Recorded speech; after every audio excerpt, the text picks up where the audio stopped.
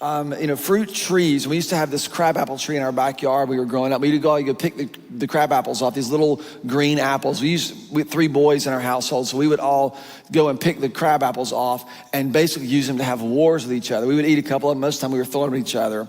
But one year, pretty interesting, this crabapple tree bloomed, and there were apples all over it. And all the apples, we went around, I guess, to pick them and fight with them. And the tree got so heavy that it began to tip over, and it crumbled under the weight of its own fruit. And there were a couple observations that I always notice about fruit. Whenever you think about fruit in our lives, bearing fruit, I think there's a really interesting parallel, that fruit is always a result of purpose. The crabapple tree produced crab apples simply because it was a crabapple tree. That's what it did.